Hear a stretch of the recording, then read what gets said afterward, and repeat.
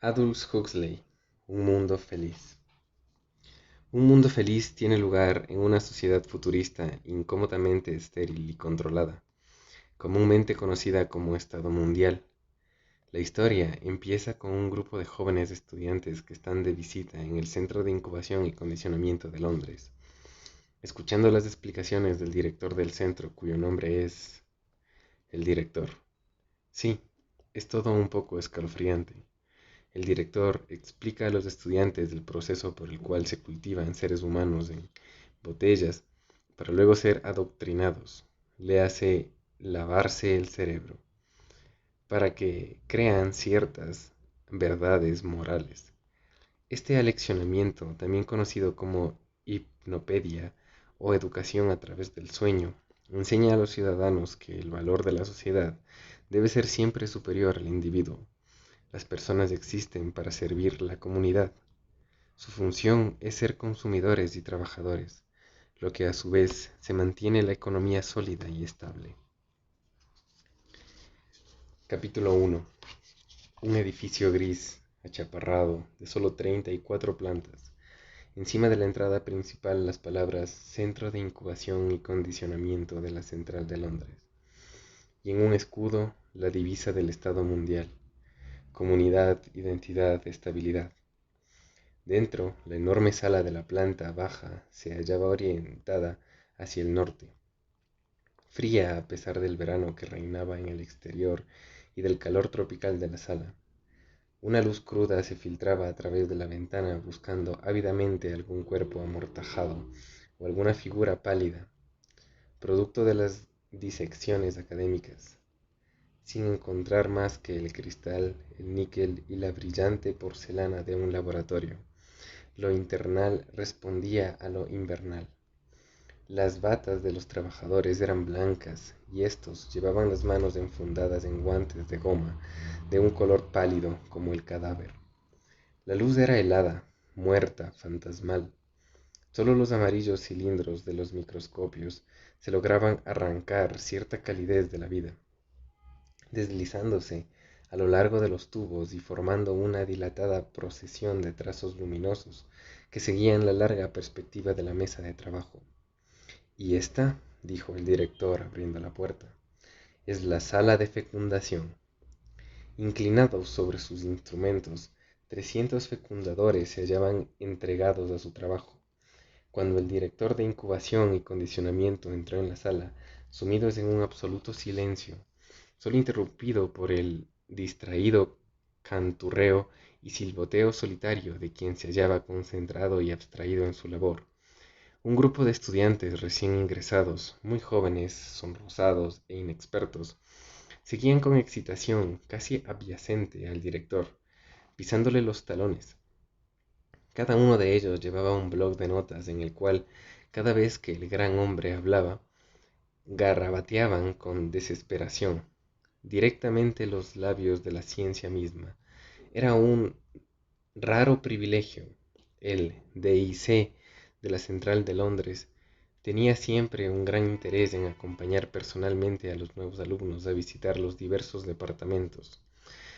Solo para darles una idea general, les decía, porque desde luego alguna especie de idea general debían tener si habían de llevar a cabo su tarea inteligentemente, pero no demasiado grande, si habían de ser buenos y felices miembros de la sociedad, porque los detalles, como todos sabemos, conducen a la virtud y a la felicidad, en tanto que las generalidades son intelectualmente males necesarios. No son los filósofos, sino los que se dedican a la marquetería y a los coleccionistas de sellos, los que contribuyen a la columna vertebral de la sociedad.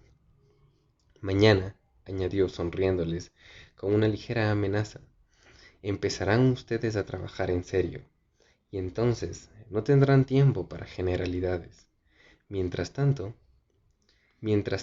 era un privilegio directamente de los labios de la ciencia personificada del bloc de notas. Los muchachos garrabateaban como locos. Alto y más bien delgado, muy erguido, el director se adentró por la sala. Tenía el mentón largo y saliente, y dientes algo prominentes, apenas cubiertos, cuando no hablaba, por sus labios regordetes de curvas floreadas. Viejo, joven, 30, 50, 55, hubiese sido difícil decirlo. En todo caso, la cuestión no llegaba siquiera a plantearse. En aquel año de estabilidad, el 632 después de Ford, a nadie se le hubiese ocurrido preguntarlo. Empezaré por el principio, dijo el director, y los más celosos estudiantes anotaron la intención del director en su bloc de notas. Empieza por el principio. Estas, siguió el director con un movimiento de la mano, son las incubadoras. Y abriendo una puerta aislante, les enseñó hileras y más hileras de tubos de ensayo numerados. Esta es la provisión semanal de óvulos, explicó, conservados a la temperatura de la sangre, en tanto que los gametos masculinos, y al decir esto abrió otra puerta, deben ser conservados a 35 grados de temperatura en lugar de 37, la temperatura normal de la sangre esterilizada. Los carneros envueltos en termógenos no engendran corderos. Sin dejar de apoyarse en las incubadoras, el director ofreció a los nuevos alumnos, mientras los lápices corrían velozmente por las páginas, una breve descripción del moderno proceso de fecundación. Primero habló, naturalmente, de sus fundamentos quirúrgicos, la operación voluntariamente sufrida por el bien de la sociedad, aparte del hecho que extraña una prima equivalente al salario de 6 meses, prosiguió con unas notas sobre la técnica de conservación de los ovarios extirpados de forma que se conserven en vida y se desarrollen activamente. Pasó a hacer algo con algunas consideraciones sobre la temperatura, salinidad y viscosidad óptimas.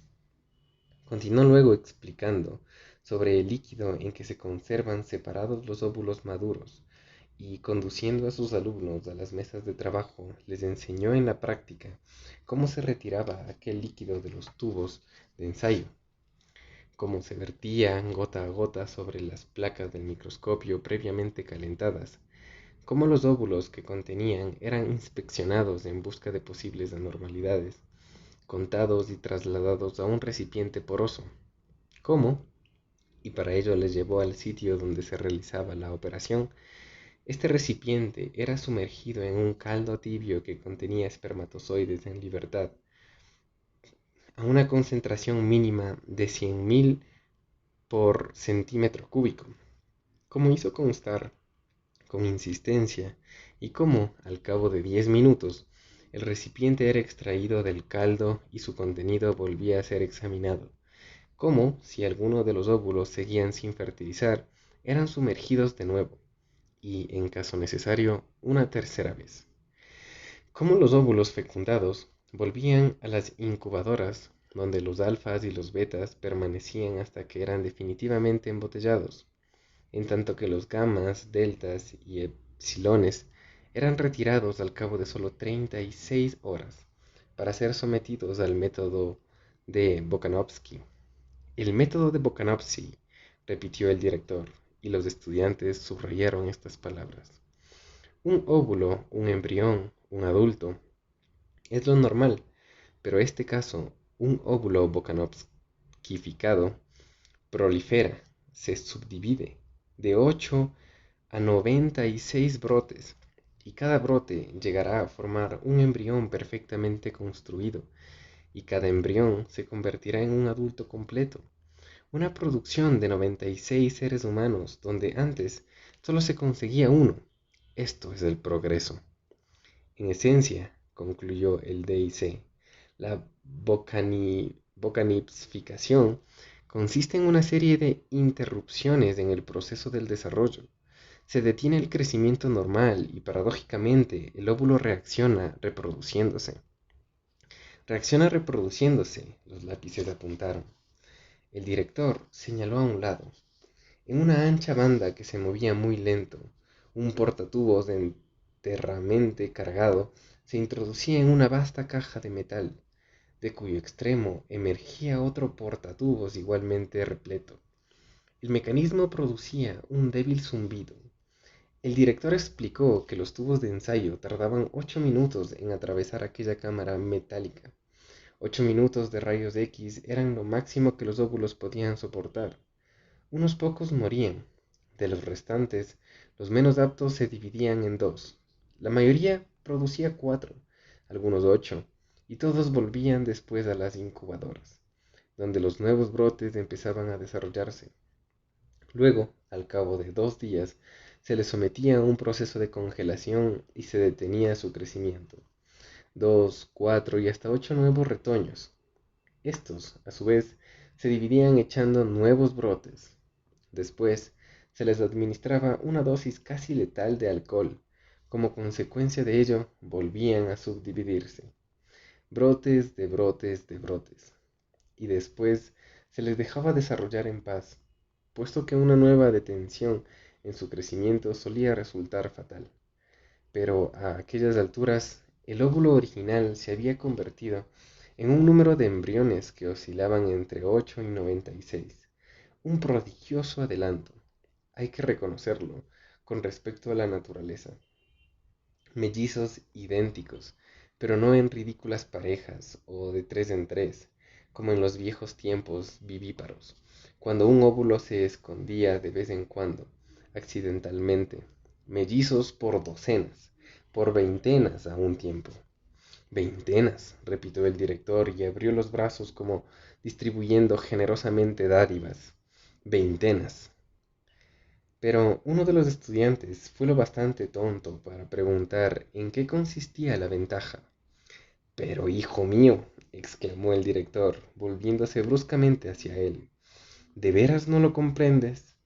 ¿No puedes comprenderlo? Levantó una mano y con expresión solemne. El método Bokanovsky es uno de los mayores instrumentos de la estabilidad social.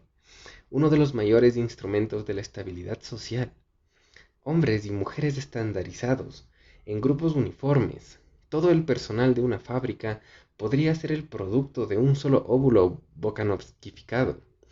96 mellizos trabajando en 96 máquinas idénticas. La voz del director casi temblaba de entusiasmo. Sabemos muy bien a dónde vamos. Por primera vez en la historia, citó la divisa planetaria, comunidad, identidad, estabilidad. Grandes palabras.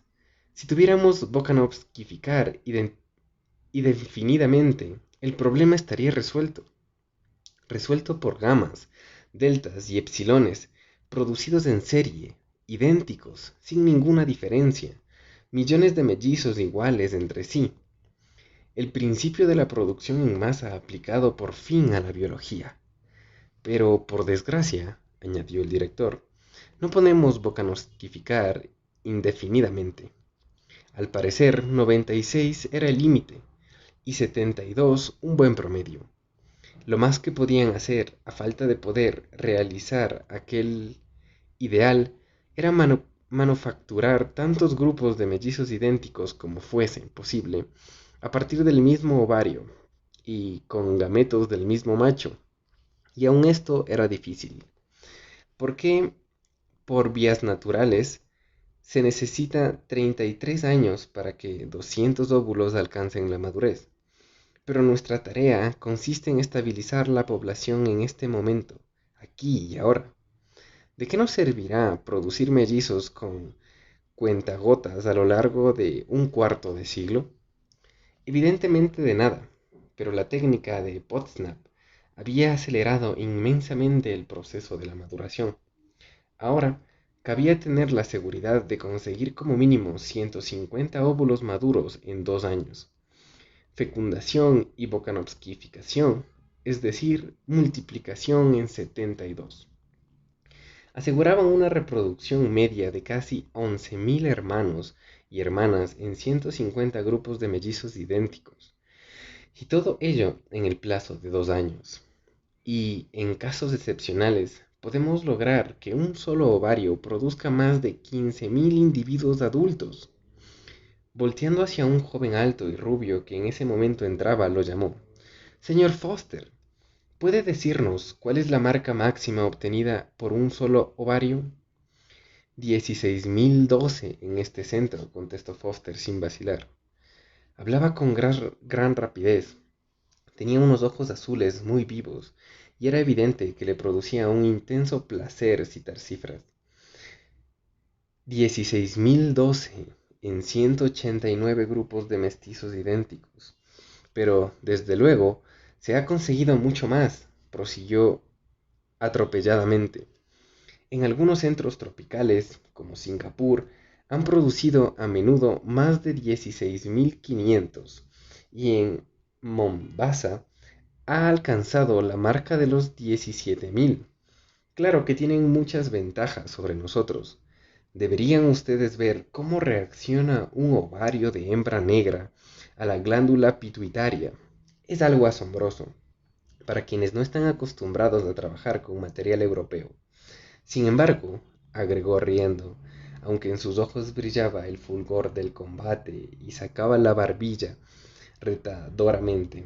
Sin embargo, nos proponemos vencerlos. Sí podemos. Actualmente estoy trabajando en un maravilloso ovario delta menos. Solo tiene 18 meses de antigüedad. Ya ha producido 12.700 hijos, decantados o en embrión, y todavía sigue fuerte. Lograremos vencerlos. Este es el espíritu que me gusta, exclamó el director, y dio unas palmadas en el hombro de Foster. Venga con nosotros y permita que estos muchachos gozar de los beneficios de sus conocimientos de experto. Foster sonrió modestamente. Con mucho gusto, dijo. Y siguieron la visita. En la sala de envasado reinaba una animación armoniosa y una actividad ordenada. Trozos de peritoneo de cuerda, cortados ya a la medida adecuada, subían disparados en pequeños ascensores, procedentes del almacén de órganos de los sótanos. Un zumbido, después un chasquido, y las puertas del ascensor se abrían de golpe. El forrador de envases solo tenía que alargar la mano, coger el trozo, introducirlo en el frasco, presionarlo, y antes de que el envase debidamente forrado por el interior se hallara fuera de su alcance, transportado por la cinta sin fin, otro zumbido, otro chasquido y otro trozo de peritoneo eran disparados desde las profundidades, listo para ser deslizado en el interior del otro frasco. El siguiente de aquella lenta procesión que la cinta transportaba. Después de los forradores estaban los matriculadores. La procesión avanzaba. Uno a uno los óvulos pasaban de los tubos de ensayo a unos recipientes más grandes. Diestramente el forro de peritoneo era cortado. La mórula se ponía en su lugar, se le agregaba la solución salina y el frasco pasaba y les llevaba a los etiquetadores. Herencia, fecha de fecundación, grupo de Bokanovsky al que pertenecía, todos estos detalles iban del tubo de ensayo al frasco, sin anonimato ya, con sus nombres. Pasaba a través en un agujero la pared hacia la sala de predestinación social. 88 metros cúbicos de ficha, dijo el señor Foster, satisfecho al entrar.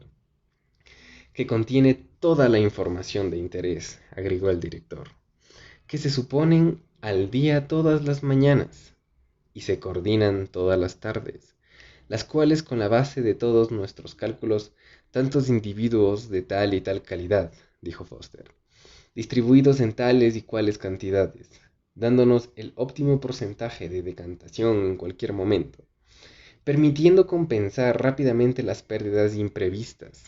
Rápida sustitución, repitió Foster.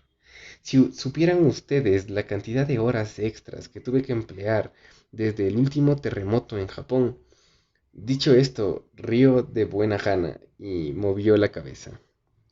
Los predestinadores envían sus datos a los fecundadores, quienes les facilitan los embriones que solicitan, y los frascos pasan aquí por ser predestinados con todo detalle. Después de lo cual vuelven a ser enviados al almacén de embriones, el lugar a donde nos dirigimos ahora mismo. Y abriendo una puerta, Foster inició la marcha hacia una escalera que conducía al sótano. La temperatura seguía siendo tropical. El grupo penetró en un ambiente iluminado con una luz crepuscular. Dos puertas y un pasadizo con un doble recodo aseguraban al sótano contra toda posible infiltración de la luz. Los embriones son como la película fotográfica, dijo Foster, jocosamente, al tiempo que empujaba la segunda puerta. Solo soportan la luz roja, y en efecto, la bochornosa oscuridad en medio de la cual los estudiantes le seguían ahora era visible y escarlata, como la oscuridad que se divisa en los ojos cerrados en plena tarde con sol. Los voluminosos estantes laterales, con sus hileras interminables de botella, brillaban como cuajos de rubíes, y entre los rubíes se movían los espectros rojos de mujeres y hombres con ojos purpúreos, como de lobos. El zumbido de la maquinaria llenaba débilmente los aires. «Denos algunas cifras, señor Foster», dijo el director, que estaba cansado de hablar. A Foster le encantaba hablarles de números. 220 metros de longitud, 200 de anchura y 10 de altura, señaló hacia arriba. Como gallinitas bebiendo agua, los estudiantes levantaron los ojos hacia el elevado techo. 3 grupos de estantes a nivel del suelo, y en la primera galería y en la segunda galería. La telaraña metálica de las galerías se perdía a lo lejos, en todas direcciones en la oscuridad. Cerca de ellas, 3 fantasmas rojos se hallaban muy atareados, descargando garrafones de una escalera móvil, la escalera que procedía de la sala de predestinación social. Cada frasco podía ser colocado en cualquiera de las 15 estantes, cada uno de los cuales, aunque a simple vista no se notaba, era en realidad un convoy que viajaba a razón de 333 centímetros por hora, 277 días y 8 metros diarios, 2136 metros en total. La vuelta al sótano a nivel del suelo era en la primera galería, media en la seguridad, y la mañana del día 276, luz del día en la sala de decantación. Y de ahí partía la llamada existencia independiente, solo que en ese tiempo, concluyó Foster, nos la hemos arreglado para hacer un montón de operaciones con ellos. Ya lo creo, un montón de cosas. Este es el espíritu que me gusta, volvió a decir el director. Demos una vueltecita. Cuénteles usted todo, señor Foster. Y Foster les narró todo. Les habló del embrión que se desarrollaba en un nicho de peritoneo. Les dio a probar el rico sucedáneo de la sangre con que se alimentaban. Les explicó por qué había de estimularlo con placentina y tiroxina. Les habló del extracto de corpus luteum. Les enseñó las mangueras por medio de las cuales dicho extracto era inyectado automáticamente cada 12 metros, desde 0 hasta 2040. Habló de la dosis gradualmente creciente de pituitaria administradas durante los 96 metros últimos del recorrido. Describió la circulación materna artificial instalada en cada frasco. En el metro 112 les enseñó el depósito de sucedáneo de la sangre, la bomba centrífuga que mantenía el líquido en movimiento por toda la placenta y lo hacía pasar a través del pulmón sintético y el filtro de los desperdicios. Se refirió a la molesta tendencia del embrión a la amenia, a las dosis masivas de extracto de estómago de cerdo y de hígado de potro fetal que en consecuencia había que administrar. Les mostró el sencillo mecanismo por medio del cual, durante los 2 últimos metros de cada 8, todos los embriones eran sacudidos simultáneamente para que se acostumbraran al movimiento. Aludió a la gravedad del llamado trauma de la decantación e enumeró las precauciones que se tomaban para reducir al mínimo, mediante el adecuado entrenamiento del embrión envasado, tan peligrosa conmoción. Les habló de las pruebas de sexo llevadas a cabo en los alrededores del metro 200. Explicó el sistema de etiquetaje, una T para los valores, un círculo para las hembras, y un signo de interrogación negro sobre fondo blanco para los destinados a hermafroditas. Porque, desde luego, dijo Foster, en la gran mayoría de los casos, la fecundidad no es más que un estorbo. Un solo ovario fértil de cada 1200 bastaría para nuestro propósito, pero queremos poder elegir a placer, y desde luego conviene siempre dejar un buen margen de seguridad.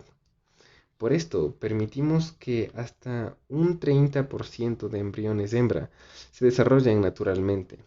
A los demás les administramos una dosis de hormona sexual femenina cada 24 metros durante lo que les queda de trayecto.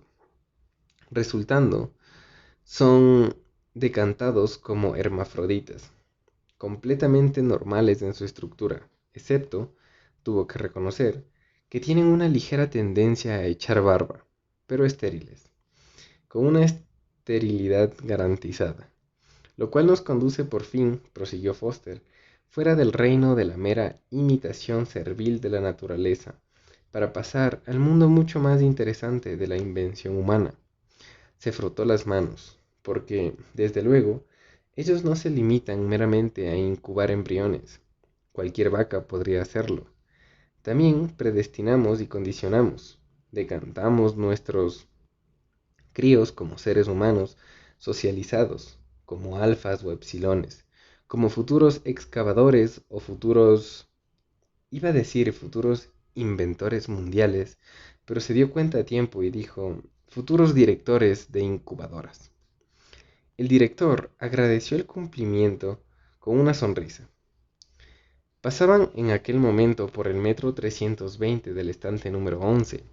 Un joven mecánico beta menos estaba atareado con un destornillador y una llave inglesa, trabajando en la bomba de sangre artificial de una botella que pasaba.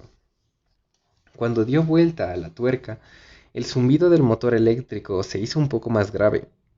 Bajó más aún y un poco más. Una última vuelta a la llave inglesa, una mirada al contador de revoluciones y terminó su tarea. El hombre retrocedió 2 pasos en la fila y repitió el mismo proceso en la bomba de frasco siguiente. Está reduciendo el número de revoluciones por minuto, explicó Foster. La sangre artificial circula más despacio. Por consiguiente, pasa por el pulmón a intervalos más largos y así aporta menos oxígeno al embrión. No hay nada como la escasez de oxígeno para mantener a un embrión por debajo de lo normal. Volvió a frotarse las manos. ¿Y para qué quieren mantener a un embrión por debajo de lo normal?, preguntó un estudiante ingenuo. Estúpido, exclamó el director, rompiendo un largo silencio. ¿No se le ha ocurrido pensar que un embrión de epsilon debe tener un ambiente epsilon y una herencia epsilon también? Evidentemente no se le había ocurrido. Quedó abochornado. Cuanto más baja es la casta, dijo Foster, se les proporciona menos oxígeno. El primer órgano afectado es el cerebro, después el esqueleto. Al 70% de oxígeno normal se consiguen enanos. A menos del 70, monstruos sin ojos y no sirven para nada, concluyó. En cambio, y su voz adquirió un tono confidencial y excitado, si pudiéramos descubrir una técnica para abreviar el periodo de maduración, qué gran triunfo, qué gran beneficio para la sociedad. Consideren al caballo. Los alumnos consideraron al caballo. El caballo alcanza la madurez a los 6 años, el elefante a los 10, en tanto que el hombre a los 13 años aún no está sexualmente maduro y solo a los 20 alcanza el pleno desarrollo. De ahí la inteligencia humana, fruto que logra con lentitud. Pero en los epsilones, dijo Foster muy acertadamente, no necesitamos de inteligencia humana. No la necesitaba y no la fabricaban. Pero, aunque la mente de un epsilon alcanzaba la madurez a los 10 años, el cuerpo del epsilon no era apto para el trabajo hasta los 18. Largos años de inmadurez superflua y perdida. Si el desarrollo físico pudiera acelerarse hasta que fuera tan rápido, digamos, como el de una vaca, ¡qué enorme ahorro para la comunidad! Enorme, murmuraron los estudiantes, contagiados por el entusiasmo de Foster. Después se puso más técnico. Habló de una coordinación endocrina anormal, que era la causa de que los hombres crecieran tan lentamente, y sostuvo que esta anormalidad se debía a una mutación germinal. ¿Sería posible destruir los efectos de esta mutación germinal? ¿Podían devolver al individuo epsilon mediante una técnica adecuada y a la normalidad de los perros y de las vacas? Este era el gran problema y estaba a punto de ser resuelto. Pilkington, en Mozamba, había producido individuos sexualmente maduros a los 4 años y completamente crecidos a los 6 y medio. Un triunfo científico, pero socialmente inútil. Los hombres y las mujeres de 6 años eran demasiado estúpidos, incluso para realizar el trabajo de un epsilon. Y el método era el de los tipo todo o nada. O no se lograba modificación alguna, o tal modificación era en todos los sentidos. Todavía estaban luchando por encontrar el compromiso ideal entre adultos de 20 años y adultos de 6, y hasta entonces sin éxito. Foster había movido la cabeza suspirando con desconsuelo. Su recorrido a través de la luz crepuscular escarlata les había llevado a las proximidades del metro 170 del estante 9.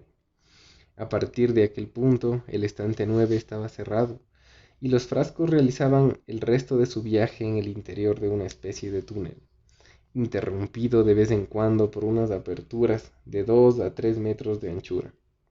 Condicionamiento de temperatura, explicó Foster. Túneles calientes alternaban con túneles fríos. El frío acompañaba a la incomodidad en forma de intensos rayos X, porque en el momento de la decantación los embriones sentían horror por el frío. Estaban predestinados a emigrar a los trópicos, a ser mineros, tejedores de seda sintética o metalúrgica. Más adelante, enseñarían a sus mentes a seguir indicaciones de sus cuerpos. Nosotros los condicionamos de modo que el calor no les haga sufrir, concluyó Foster, y nuestros colegas de arriba les enseñarán a amarlo. Y intervino el director sentenciosamente, este es el secreto de la felicidad y la virtud. Amar lo que uno tiene que hacer. Todo condicionamiento tiende a esto, a lograr que la gente ame su inevitable destino social. En un boquete entre 2 túneles, una enfermera introducía una jeringa larga y fina en el contenido gelatinoso de un frasco que pasaba. Los estudiantes y sus guías permanecieron observándola unos momentos. Muy bien, Lenina, dijo Foster cuando, al fin, la joven retiró la jeringa y se incorporó. La muchacha se volvió sobresaltada. A pesar de la alteración y de los ojos de púrpura, se advertía que era excepcionalmente hermosa. Su sonrisa, roja también, voló hacia él, en una hilera de dientes coralinos. Encantadora, encantadora, murmuró el director, y dándole 1 o 2 palmitas, recibió en correspondencia una sonrisa. ¿Qué les da?, preguntó Foster, procurando adoptar un tono estrictamente profesional. Lo de siempre. Tifo y la enfermedad del sueño. Los trabajadores del trópico empiezan a ser inoculados en el metro 150, explicó Foster a los estudiantes. Los embriones todavía tienen branquias, inmunizados al pez contra las enfermedades del hombre futuro. Luego, volviéndose a Lenina, añadió, a las 5 menos 10 en la azotea, esta tarde, como de costumbre. Encantadora, dijo el director al despedirse, y con otra palmadita salió detrás de sus alumnos. En el estante número 10, hileras de la próxima generación de obreros químicos eran sometidos a un tratamiento para acostumbrarlos a tolerar el polvo, la sosa cáustica, el asfalto, la clorina. El primero de un grupo de 250 mecánicos de cohetes aéreos en embriones Pasaba en aquel momento por el metro 1100 del estante 3. Un mecanismo especial mantenía sus envases en un estante de rotación. Para mejorar su sentido del equilibrio, explicó Foster, efectuar reparaciones en el exterior de un cohete en el aire es una tarea complicada. Cuando están de pie, reducimos la circulación hasta casi matarlos y doblamos el flujo del sucedáneo de la sangre artificial, cuando están cabeza abajo. Así, aprenden a asociar esta posición con el bienestar. De hecho, solo son felices de verdad cuando están así. Y ahora, prosiguió Foster, me gustaría enseñarles algún condicionamiento interesante para intelectuales alfa más. Tenemos un nutrido grupo de ellos en el estante número 5. Es el nivel de la primera galería, gritó a dos muchachos que habían empezado a bajar la planta. Están por los alrededores del metro 900, explicó. No se puede efectuar ningún acondicionamiento intelectual eficaz hasta que el feto ha perdido la cola. Pero el director había consultado su reloj. Las 3:10, dijo. Me temo que no habrá tiempo para los embriones intelectuales. Debemos subir a las guarderías antes de que los niños despierten de la siesta de la tarde. Foster pareció decepcionado. Al menos una mirada a la sala de decantación, imploró. Bueno, está bien. El director sonrió con indulgencia, pero solo una ojeada. Fin del capítulo 1.